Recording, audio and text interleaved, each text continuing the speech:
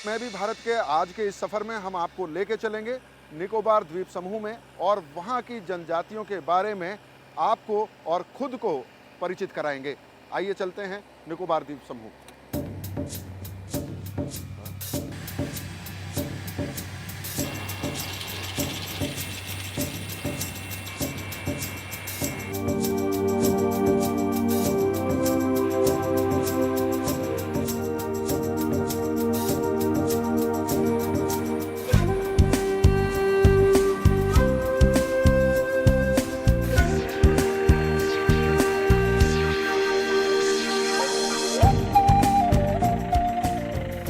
मैं भी भारत के इस सफ़र को लेकर हम निकोबार द्वीप समूह में पहुंच चुके हैं। निकोबारी जनजाति अंडमान निकोबार द्वीप समूह की सबसे बड़ी जनजाति है और इसके बारे में कहा जा सकता है कि वो मोटे तौर पर आधुनिक समाज का हिस्सा भी बन चुकी है। अंडमान निकोबार की आदिम जनजातियों में निकोबारी समाज में सबसे ज्यादा बदलाव हुआ है।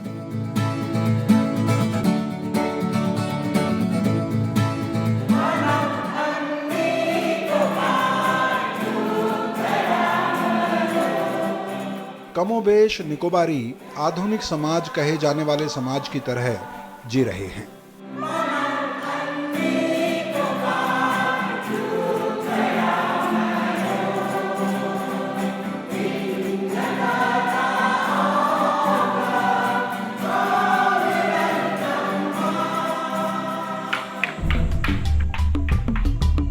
लेकिन इस समाज ने अपनी कई खासियत बचा कर रखी हैं।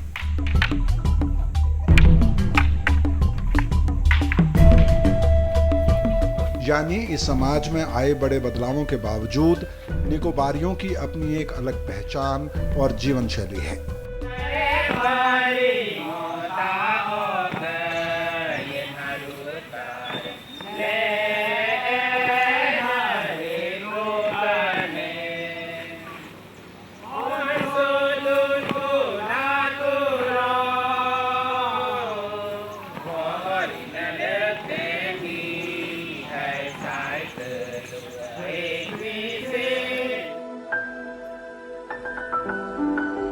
कार निकोबार पहुंचने के बाद हमारी पहली मुलाकात लॉरेंस मैथ्यू के परिवार से हुई।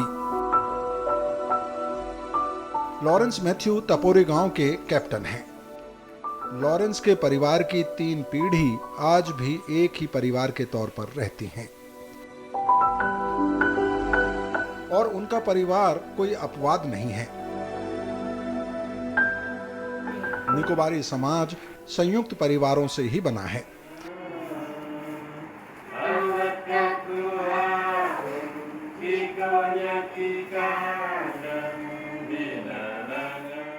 इन परिवारों में से कई में 100 से भी ज्यादा सदस्य मिल जाते हैं।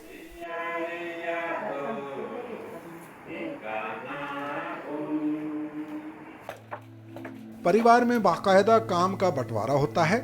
महिलाएं आमतौर पर मिलकर खाना बनाती हैं, लेकिन ऐसा नहीं है कि पुरुष इसमें मदद नहीं कर सकते। खाने में सुअर का मांस, मछली, कछुआ, केकड़ा, निकोबारी आलू के साथ चावल शामिल है। निकोबारी अब सब्जी भी खाते हैं, लेकिन अभी भी खाने में सब्जियों का उतना अहम हिस्सा नहीं है। इसके अलावा महिलाएं टोकरी और चटाई जैसी चीजें भी बनाती हैं।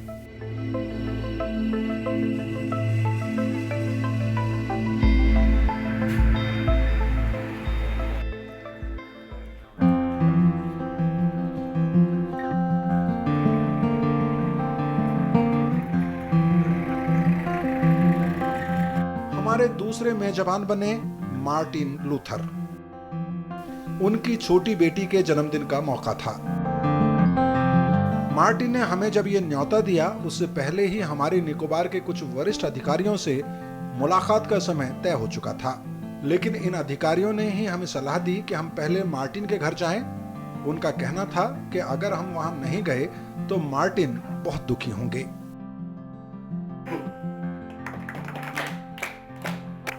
ये कोई मार्टिन के व्यक्तिगत गुण दोष की बात नहीं थी, बल्कि आदिवासी समाज के व्यवहार की बात थी।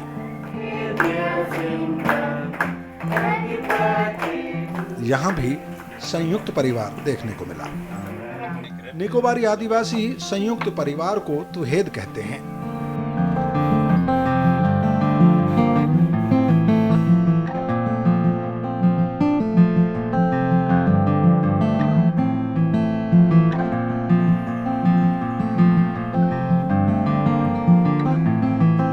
अभी भी कुछ पारंपरिक निकोबारी घर कहीं कहीं मिलते हैं जिनमें ये संयुक्त परिवार रहते हैं। ये निकोबारी समाज का पारंपरिक घर है जिसको नारियल के पत्तों, बांस और कुछ लकड़ी को मिलाकर बनाया जाता है और आज भी इन मकानों को यहाँ पर देखा जा सकता है। संख्या बहुत कम हो गई है, पक्के मकान नज़र आते हैं, हालांकि उनको भी एक प्लेटफॉर्म पे, एक मचान पर बनाया जाता है। Withapan Solomon Akrane Nayami. Withapan Solomon was the first entire in Nicobar Island. Car Nicobar में निकोबारी भाषा बोली जाती है। अंडमान निकोबार की ये शायद एकमात्र भाषा है जिसकी अपनी स्क्रिप्ट है।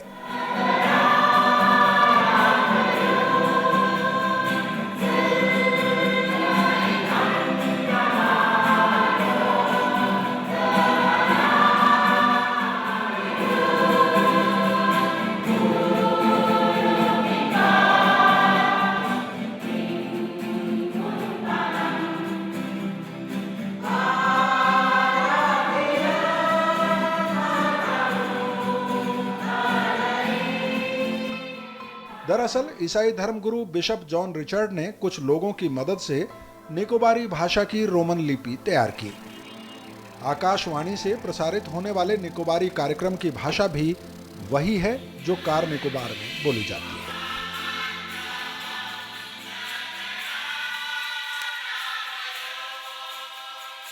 मौली, ये जो रेडियो पे आप गाना सुन रहे हैं किस भाषा का है? निकोबारी। लेकिन जो कार निकोबार में जो भाषा बोली जाती है और यहाँ जो भाषा बोली जाती है उसमें फ़र्क है? जी सर, फ़र्क है। क्या फ़र्क है? निकोबार की भाषा आप लोग निकोबारी जो बोलते हैं वहाँ पर कार निकोबार में, आपको समझ में आती है? हाँ, समझ में आती है। लेकिन आपकी अपनी भाषा है, यहाँ पर जो भाषा है वो अलग है। जी सर। निकोबारी हमने वहाँ देखा कि जो निकोबारी भाषा है वो लिखी भी जाती है, रोमन उसकी स्क्रिप्ट है। जो आपकी भाषा बोली जाती है क्या उसकी भी कोई स्क्रिप्ट है, लिखी जाती है, किताबें हैं उसकी? सेम है सर, किताबें नहीं है इसका। हाँ। अच्छा, इसकी किताबें नहीं है, मिलती जुलती है लेकिन इसकी कोई स्क्रिप्ट नहीं है। नहीं सर। अच्छा, तो आपके यहाँ जो बच्चे स्कूल पढ़ने जाते हैं वो किस भाषा में पढ़ते हैं? हिंदी इंग्लिश। हिंदी इंग्लिश। जी। आपकी जो अपनी मातृभाषा है उसमें किताबें नहीं है, उसमें एजुकेशन नहीं है? नहीं है सर। अच्छा, ये बताइए, जो आप सिपियाँ छील रही हैं, ये रात का खाने की तैयारी हो रही है, तो ये सारे आप एक ही परिवार के लोग हैं सारे? जी सर, एक ही परिवार के। अच्छा, तो अभी भी आपके यहाँ पर संयुक्त परिवार चलता है? जी सर।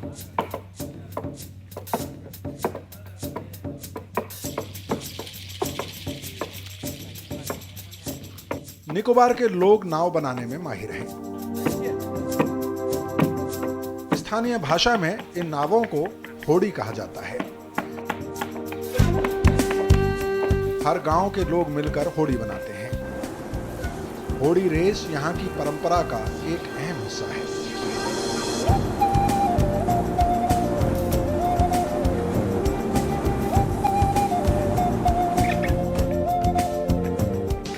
निकोबारी आदिवासियों की जीविका या रोजगार की बात करें तो यहाँ सिर्फ नारियल की खेती है।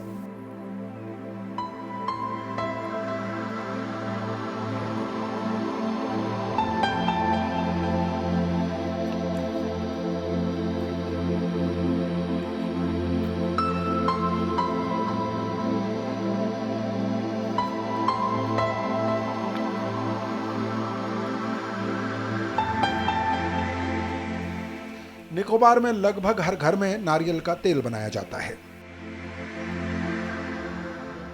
इस तेल को बनाने में किसी मशीन का इस्तेमाल नहीं होता, लेकिन यह तेल सिर्फ घर की जरूरत के लिए ही बनाया जाता है।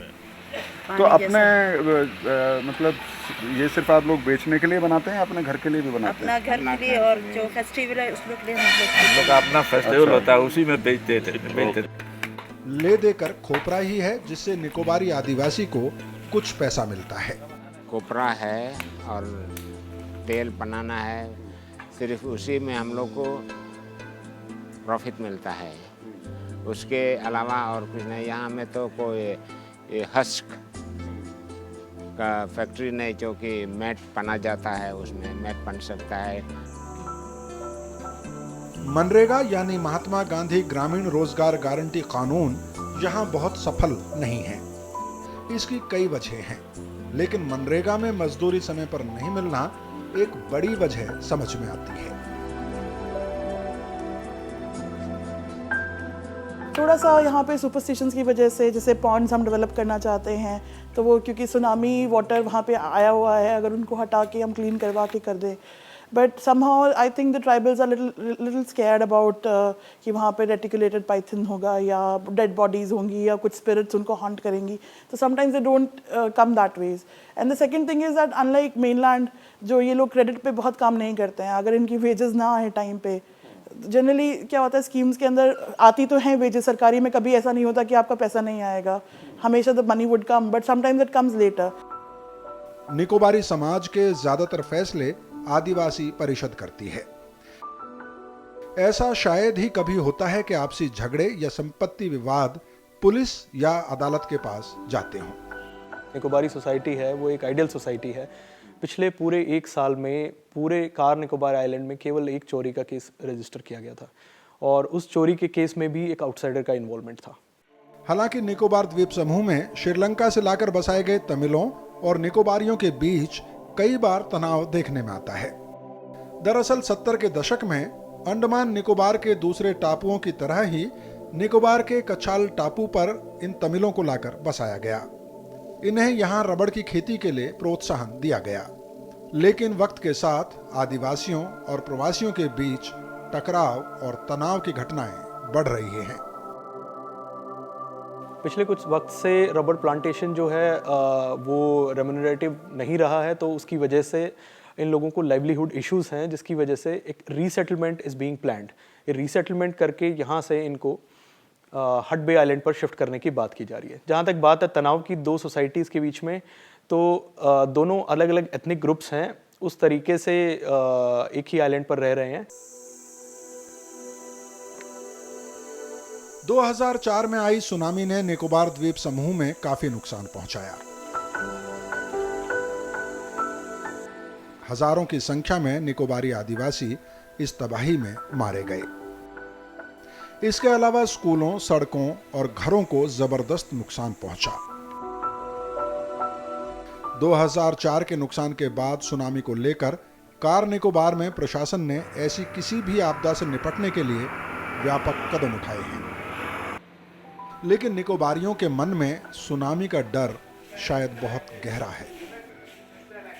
26 दिसंबर 2004 को आई सुनामी ने निकोबारी जनजाति को गहरा नुकसान पहुंचाया। उनकी आबादी के हजारों लोग इस आपदा में मारे गए।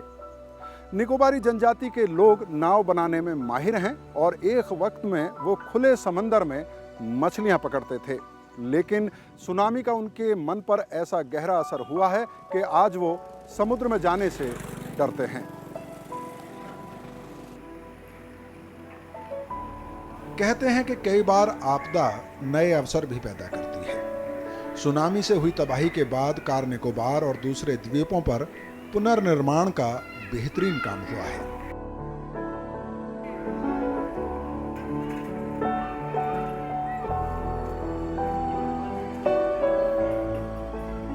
इसके साथ ही समाज में आपदा के प्रति ज्यादा जागरूकता भी नजर आती है। 1956 में बने कानून के अनुसार पूरा निकोबार जिला आदिवासियों के लिए आरक्षित है। गैर निकोबारियों को यहां आने के लिए विशेष अनुमति की जरूरत होती है। यहां तक कि सरकारी कर्मचारियों के लिए भी विशेष परमिट जारी किए जाते हैं। प्रशासन की तरफ से पोर्ट ब्लेयर जाने के लिए हेलीकॉप्टर सेवा चलाई जाती है, लेकिन आमतौर पर यह सेवा सरकारी कर्मचारियों और बीमारों को अस्पताल पहुंचाने के लिए ही इस्तेमाल होती है।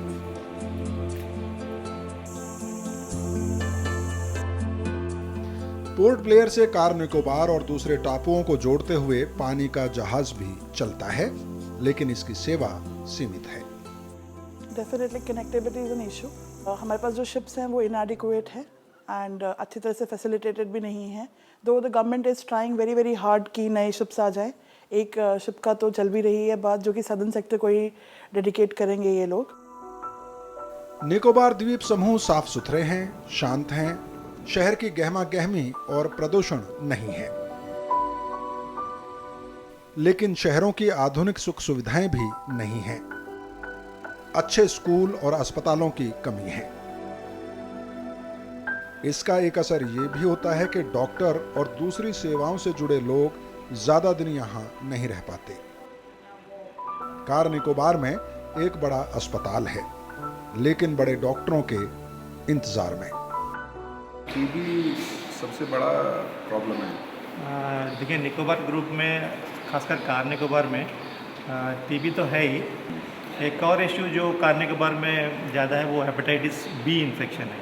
ऑपरेशन थिएटर तो है यहाँ पर, लेकिन फ़िलहाल क्योंकि कोई सर्जन या गायनेकोलॉजिस्ट है नहीं यहाँ पे, तो ऑपरेशन होता नहीं है। वैसे कोई माइनर केसेस आ जाते हैं इमरजेंसी, तो हम अपने लेवल पे उसको मैनेज करते हैं ऑपरेशन। हमारी इस रिपोर्ट में जो मसले उभर कर आए हैं उनको लेकर और दूसरी क्या आकांक्षाएं निकोबारी जनजाति की हैं, इस पर चर्चा के लिए ट्राइबल काउंसिल के नेताओं और आम लोगों के बीच में चलेंगे एक छोटे से ब्रेक के बाद। पुराने ज़माने में हम लोग जब स्कूल पढ़ता था, सुबह सुबह के टाइम में हम लोग पे नारियल पेड़ में चलता, एक टाप ले लेके गिराएगा, उसको काट के पिएगा, मलाएगा का, उसके बाद स्कूल जाएगा। लेकिन आजकल के नौजवान लोग, जो आज का जनरेशन बच्चा लोग है, अभी तो लोग चाय भी नहीं जानता है, ब्रेकफास्ट रोटी खाता है और टिफ़िन भी लेकर जाता है स्कूल में, और शाम को आने से भी हम लोग सही तरीके से वो लोग को देखभाल कर रहा है। स्वागत है आप सभी का एक बार फिर राज्यसभा टीवी में। मैं भी भारत का ये सफ़र लेकर आज हम निकोबार के ज़िला मुख्यालय कार निकोबार में हैं और हमारे साथ कई ख़ास मेहमान मौजूद हैं। हमारे साथ यहाँ पर ट्राइबल काउंसिल, जिसको यहाँ पर सारे अधिकार हैं, जो यहाँ के सारे फैसले करते हैं, चाहे वो समाज के हों चाहे प्रशासन से जुड़े हुए हों, वो उनके कई प्रतिनिधि हमारे साथ मौजूद हैं। उसके अलावा यहाँ के कई और आम नागरिक हमारे साथ होंगे। आइए आपका उनसे पहले परिचय करवा देते हैं। हमारे साथ मौजूद हैं ट्राइबल काउंसिल के डेप्यूटी वाइस चेयरमैन। अपना नाम मुझे बता दीजिए। कीफत शेख। और आप ट्राइबल काउंसिल के सेक्रेटरी हैं। Martin Luther. मार्टिन लूथर साहब हैं। और इसके अलावा कई गांवों के कैप्टन हैं, जैसे बाकी जगह पर सरपंच या प्रधान होते हैं, यहाँ पर कैप्टन होते हैं। आप अपना नाम मुझे बता दीजिए, अपने गांव का नाम भी मुझे बताइएगा। मोसेस रूबन परका गांव से। आप अपना नाम बता दीजिए। जुक्तिजा फ्रॉम जुक्तिजा। और आप भी अपना नाम मुझे बताइए। लाइनल निकोमिट फ्रॉम जुक्तिजा। और ये आप ही का गाँव? हाँ, यही मेरा गाँव है जी। आप भी अपना परिचय दीजिए। I am Lawrence Matthew, first captain of the Bomi village. Lawrence Matthew. और आप बताइए। I am Alan Sam from Parka village. तो अलग अलग गांवों के ये सब कैप्टन हैं, इनसे हम बात करेंगे। यहाँ के जो लाइवलीहुड के मुद्दे हैं, यहाँ की जीवन शैली में जिस तरह का बदलाव आ रहा है, उस पर इनकी क्या राय है। वाइस चेयरमैन साहब, आपसे सबसे पहले हम शुरू करेंगे। आज अगर हम निकोबारी समाज की बात करें, कौन सी ऐसे इश्यूज हैं, कौन सी ऐसी चुनौतियाँ हैं जो आप बताना चाहेंगे? Education is still a challenge for us. Education, health, and other than this also we are still cut off from the other part of the country because of the transport communication. Martin Luther साहब, हमने यहाँ पिछले दिनों में जो लोगों से बात की, जो एक बड़ा मसला सामने आता है कि जो वाइस चेयरमैन साहब भी कह रहे हैं यहाँ पर कि कनेक्टिविटी एक बड़ा मुद्दा है, क्योंकि आप मेनलैंड से दूर हैं और यहाँ तक कि पोर्ट ब्लेयर से भी अगर आप आना जाना चाहें, उसके साथ संपर्क रखना चाहें, तो वो आसान नहीं है। हाँ, ये तो सही कहा है। हमारा जो भाले जो सेटअप था, सुनामी का भाले, वो टाइम में जहाज आया करते थे, सदर्न ग्रुप ऑफ आइलैंड 3 बार आते थे एक हफ्ता में। जहाँ सुनामी का बात हुआ था, they try to make it available, but since the fleet is old, shipping line fleet is old, according to the administration, they are trying to buy new ship for this southern group of island. Captain, आप बताइए कि जो हम लोग बात कर रहे हैं कि कनेक्टिविटी, कम से कम पोर्ट ब्लेयर आप आसानी से जा सकें, मेनलैंड में अगर किसी को काम है, चाहे कलकत्ता जाना हो या चेन्नई जाना हो या दूसरे इलाकों में जाना हो, आपको लगता है वाटरवेज ज़्यादा आसान है एयर कनेक्टिविटी से अगर आप कंपेयर करें? एयर कनेक्टिविटी होने से तो और अच्छा है, क्योंकि आजकल हमारे बच्चे लोग जो है हायर स्टडी करने के लिए मुख्य भूमि जाता है और उसके लिए भी दिक्कत होता है। टिकट के लिए कभी कभी जहाज़रानी सेवा भी रुक जाती है कई कारण से, तो उसके लिए भी 1 हफ्ता 2 हफ्ता वेट करना पड़ता है। उसी में तो हम लोग का नुकसान हो जाता है, पेरेंट्स लोग। एक और सवाल, रोज़गार का सवाल जहाँ तक है, आपने कहा कि आपके नौजवान बच्चे जो हैं वो पढ़ रहे हैं, तो लिटरेसी रेट काफ़ी हाई है यहाँ पर, ख़ास तौर पर निकोबार आइलैंड में मेनलैंड से भी ज़्यादा अच्छी है लिटरेसी रेट। तो जो रोज़गार का सवाल है, हमने ये देखा यहाँ पर कि अभी भी सिर्फ जो कोकोनट से जुड़ा हुआ काम है, और वो भी डोमेस्टिक इंडस्ट्री है, अपनी इंडस्ट्री है, वो घर में आप तैयार करते हैं, लेकिन 2 लीटर ऑयल तैयार करने में उसकी क्वालिटी बहुत अच्छी होती है, लेकिन वो 1 हफ्ता लगता है उसमें। तो क्या आपको लगता है कि रोज़गार के नए साधन बनाने की ज़रूरत है यहाँ पर? तो ये तो एकदम सही बात आप बोला कि हम लोग का कोपरा से तो हम लोग का लाइवलीहुड है, और कोई चारा नहीं, दूसरा तरीके से हम लोग अपना जीवन बिताते हैं, खाली कोपरा से हम लोग करते हैं। और चीज़ का दाम इतना हाई हो गया, अरहर दाल तो 200 रुपया है, मसूर दाल 150 रुपया है, जबकि हम लोग का कोपरा 30 रुपया पर किलो, 30 रुपया 40 रुपया किलो आता, तो हम लोग का बहुत मुश्किल होता हम लोग का। तो अभी चीज़ का दाम बहुत, नया गवर्नमेंट एकदम इसको कंट्रोल नहीं कर सकते। कुछ यंगस्टर्स भी हमारे साथ बैठे हुए हैं, उनसे भी ज़रूर बात करने की कोशिश करते हैं। आप ये बताइए, आजकल हम लोग देखते हैं कि देश के हर हिस्से में जो नौजवान हैं वो मोबाइल का इस्तेमाल करते हैं, इंटरनेट का इस्तेमाल करते हैं, आप लोग भी करते हैं? जी सर, करते हैं सर इंटरनेट। तो यहाँ पर हमने देखा है पिछले दिनों में कि जब हम लोगों ने इंटरनेट का इस्तेमाल करने की कोशिश की तो बहुत मुश्किल से ओपन होता है। आपको इस तरह की परेशानियाँ आती हैं? जी सर, परेशानी आता है, नेटवर्क कम आता है, खाली दिन में भी रात का टाइम में भी नेट करते सर। तो इंटरनेट आप सिर्फ फिल्म देखने के लिए इस्तेमाल करते हैं या कुछ और पर्पज़ से भी यूज़ करते हैं? खाली खाना सर, फिल्म तो बहुत देर से आता है। जो यहाँ पे कोकोनट इंडस्ट्री है अभी, उसके अलावा और कोई रोज़गार का साधन नहीं, तो आप यही करना चाहेंगे या बाहर जाके कुछ और करना चाहेंगे? बाहर जाके कुछ और करना। जैसे क्या आपको लगता है क्या कर सकते हैं? जैसे डॉक्टर का पढ़ाई और कुछ भी ट्रेनिंग करने के लिए तो बाहर जाते। तो यहाँ के आप जैसे नौजवानों को अगर बाहर मौका मिलेगा जाने का, वहाँ रहने का, तो आप तैयार हैं उसके लिए? जी। कैप्टन, हमने ये भी यहाँ पर पिछले दिनों में नोटिस किया है कि जब हम लोगों से बात कर रहे हैं कि फूड हैबिट्स में बहुत चेंज आया है। पहले आप हंटिंग करते थे, पिग हंटिंग होता था, और दूसरे शिकार करते थे, फिशिंग करते थे, लेकिन अभी आप रोटियां खाते हैं, आटा इस्तेमाल होता है, राइस इस्तेमाल होता है, और वो यहाँ पैदा नहीं होता है। आपको पोर्ट ब्लेयर से आएगा, मेनलैंड से आएगा, दूसरे आइलैंड से आएगा। तो वो एक बड़ा इशू है यहाँ पर, जिस तरह से लाइफस्टाइल में चेंज आया। तो वैसे में जितने यहाँ पर रोज़गार के साधन हैं, उसमें नई जनरेशन को सर्वाइव करना मुश्किल होगा। ये सही प्रश्न आप पूछा है।